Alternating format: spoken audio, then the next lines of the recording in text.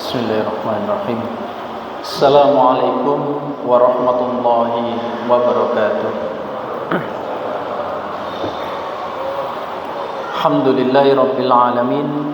Allahumma salli wa sallim wa barik ala nabiyyina Muhammadin. Syukur alhamdulillah atas segala nikmat yang diberikan Allah. Salawat serta salam senantiasa tercurahkan kepada Rasulullah Muhammad sallallahu alaihi wasallam. Bapak Ibu hadirin, saya akan menyampaikan lanjutan dari kajian kita tadi. Saya akan menyampaikan ringkas saja terkait dengan interaksi kita di masjid. Kita diingatkan di dalam surat At-Taubah bahwa innama ya'muru, adapun orang-orang yang ya'muru, yang mereka ini memakmurkan masjid, mereka ini adalah orang-orang yang man amana billah wal yaumil akhir, orang yang percaya pada Allah atau orang yang beriman dan percaya pada hari akhir. Artinya dalam tafsir disampaikan mereka yang memakmurkan masjid itu memiliki karakter bahwa dia melakukan semua itu karena Allah. Bentuk ibadah, bentuk sujudnya itu semuanya karena Allah, bukan untuk yang lain. Dan ketika ada persoalan, maka semuanya dikembalikan kepada hukum Allah dan Rasulnya. Karenanya kita diingatkan di antara satu tugas setan itu adalah mengganggu tidak hanya jamaah masjid, tapi juga mengganggu atau menggoda yang memakmurkan masjid, atau kita menyebutnya dengan takmir. Jadi yang digoda, yang diganggu oleh setan itu ya jamaah, ya wali atau yang mengurusi masjid. Sehingga sekali lagi kita diingatkan terkait dengan salah satu hadis dari sahabat Uthman bin Affan. Sami'a Uthman bin Affan yaqulu inda qaulin nas.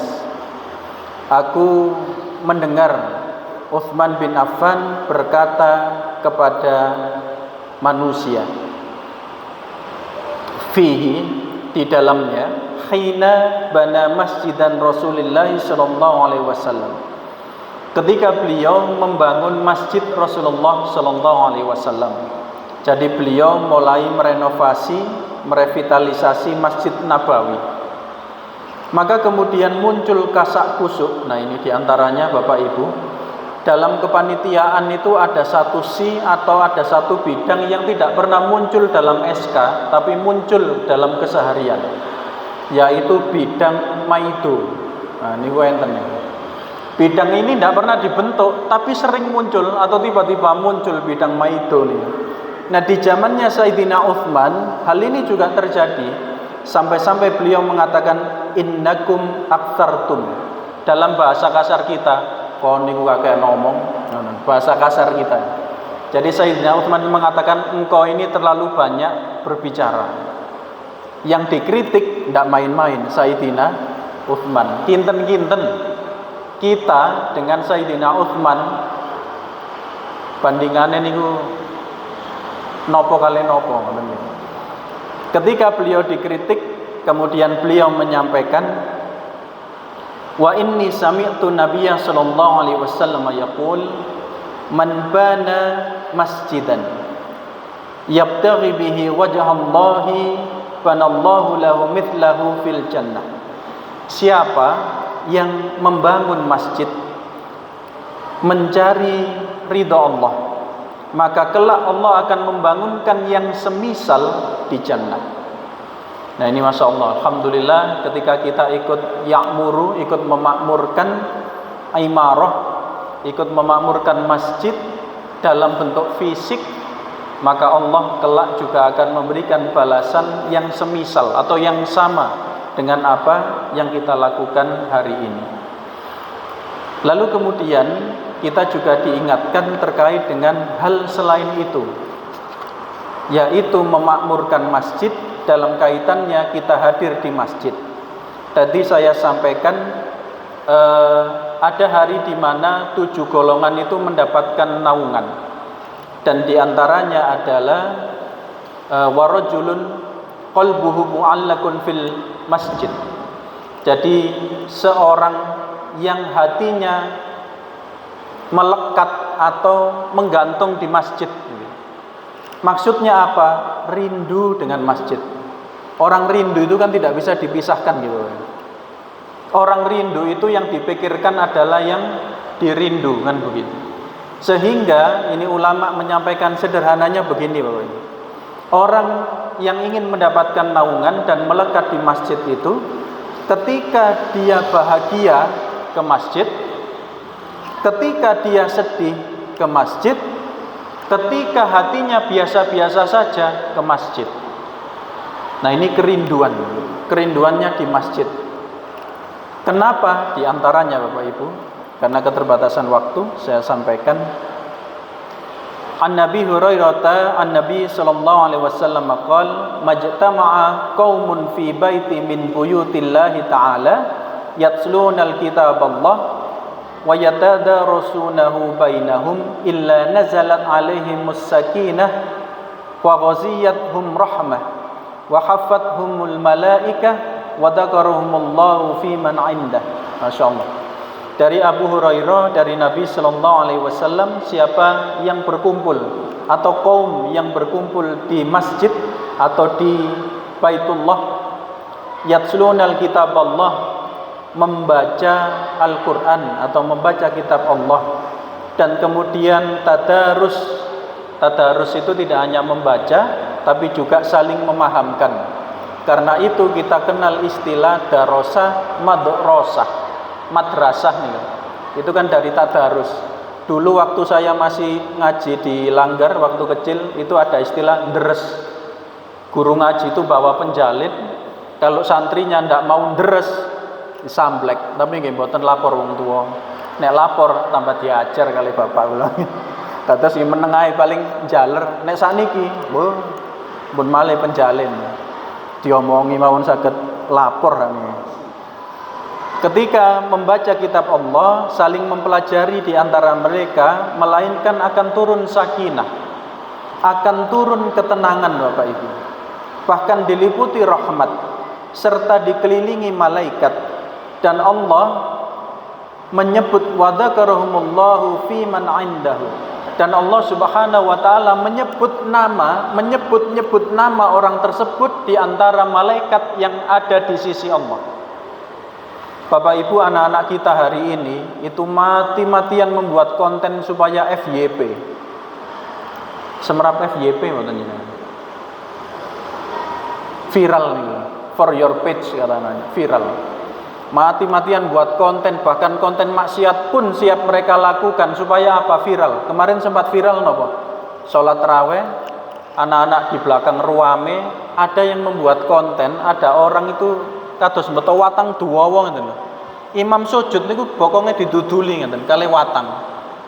Salat tarawih lho niki. Bermaksiat di masjid demi apa? Viral. Jangan bayangkan bermaksiat niku lho wani demi viral. Nah, kita yang di dalam masjid itu viral di antara malaikat, jangan bayangkan. Malaikat ditanya, "Sampeyan kenal si fulan iki ya?" "Oh iya, biasanya nang masjid Al-Ikhlas." Kenal sedanten iki malaikat. Mboten kepingin lho. Kalau viral di antara manusia kan setelah itu selesai. Ini malaikat nih. Nanti ketika kita di jannah, Masya Allah, kalau kita baca sejarah Abu Bakar As-Siddiq, ketika beliau bertanya, "Ya Rasulullah, adakah orang yang dipanggil dari semua pintu jannah?" Kata Rasulullah, "Na'am, ada." Kemudian Abu Bakar ini bertanya, "Lalu siapa ya Rasulullah?" "Ya kamu diantaranya." Ngoten jawaban.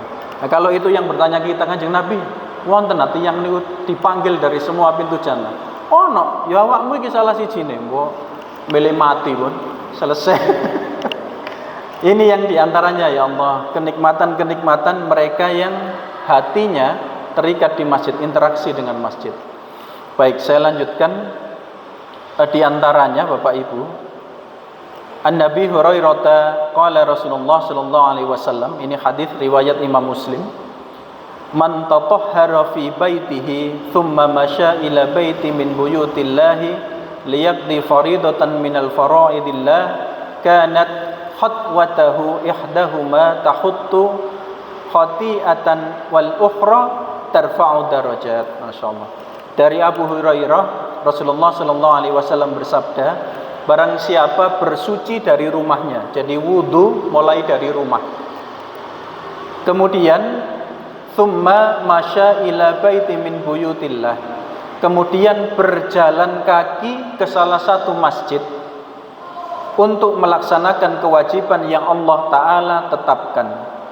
Maka kedua langkahnya, yang satu menghapus kesalahan, yang satu lagi meninggikan derajat. Di dalam hadis yang lain, dalam Sunan Nasa'i disampaikan, satu kaki dicatat kebaikan, satu langkah kaki berikutnya sebagai tamuhu sayiatan, penghapus kesalahan, sebagai penghapus kesalahan. Jadi orang yang berjalan kaki menuju ke masjid itu dapat kebaikan, kejelekannya dihapus, derajatnya ditinggikan oleh Allah Subhanahu wa taala. Muncul pertanyaan, Ustaz, kula mboten melampai, numpak mobil, numpak sepeda motor, ya napa niku? Pripun Bapak Ibu? Yang jalan kaki, Masya Allah keutamaannya. Ulama menyampaikan begini, adapun yang naik kendaraan karena jarak masjidnya jauh, Allah juga memberikan keutamaan. Tetapi keutamaan itu muncul dari orang yang berjalan kaki. Kenapa? Karena nilai jihadnya lebih tinggi. Nah ini yang disampaikan ulama. Dados kapan-kapan menawi longgar mboten menapa. Nang ndi? Al-Ikhlas mlaku ta Pak? Iya, wayahe cek suwe gak apa-apa. Pelan-pelan. Supaya apa? Nilai jihadnya ada. Ini yang disampaikan ulama. Dan kita juga terkait adab etika ke masjid, tidak boleh berlari tergesa dan sebagainya. Tidak sampai menimbulkan ketika yang lain sholat jenengan masbuk karena guopo lewari ketablak mengganggu yang sholat, itu juga tidak dibenarkan. Maka ikuti yang kita dapatkan berapa. Dan di hadis terakhir Bapak Ibu, ini sebagian kecil ya dari keutamaan masjid, dari hadis yang sangat banyak mengenai keutamaan interaksi kita dengan masjid. Hadis dalam Sunan Abu Dawud, kitab salat. An Abdullah bin Aus an Buraidah an Nabi sallallahu alaihi wasallam qala bashir masaina fi dhulami ila masajid bin nuri tam yaumal qiyamah. Dari Abdullah bin Aus, dari Buraidah, dari Nabi sallallahu alaihi wasallam, beliau bersabda, bashir, berilah kabar gembira, gembirakan, berilah kabar gembira di mana orang yang menuju masjid dalam keadaan gelap. Jadi orang yang menuju ke masjid dalam keadaan gelap, artinya sholat yang gelap niku sholat napa mawon? Subuh dan maghrib, isya, gitu. Ini kan sudah mulai gelap. Orang yang berjalan menuju ke masjid atau orang yang ke masjid dalam keadaan gelap gulita untuk sholat berjamaah, bahwa bagi mereka binuri tamma yaumal qiyamah, akan diberikan cahaya yang sempurna pada hari kiamat nanti. Ulama menyampaikan kondisi kiamat itu benar-benar berbeda tergantung dari amal seseorang. Sampai dulu ya kita diajarkan sengenge iku sakilan ya. Jangan bayangkan sengenge sakmene tebene pun panas, sakilan niku yo nopo rasane. Itu menunjukkan saking panasnya. Begitu panasnya. Ada juga kondisi orang ini gelap gulita. Jangan bayangkan peteng dedet hawai panas. Niku kados perumahan nek AC-ne mati. Tapi jauh lebih dari itu. Gelap gulita, panas. Nah, ada orang yang sudah diberikan naungan, juga diberikan cahaya yang sempurna. Siapa? Orang yang ketika gelap berangkat sholat jamaah menuju ke masjid. Ini sebagian kecil ketika kita membaca tentang masjid, ya Allah, iso-iso boten kepingin medal saking masjid karena begitu indahnya keutamaan mereka yang ya'muru, yang memakmurkan masjid. Jadi ada dua, memakmurkan dalam arti membantu bangunan, yang kedua memakmurkan dalam arti membantu kegiatan masjid. Keduanya akan mendapatkan keutamaan dari Allah Subhanahu wa taala. Insyaallah ini yang saya sampaikan terkait dengan interaksi kita dengan masjid. Ihdinas siratal mustaqim. Wassalamualaikum warahmatullahi wabarakatuh. Kita lanjutkan dengan sholat witir, menyempurnakan, yaitu 3 rakaat.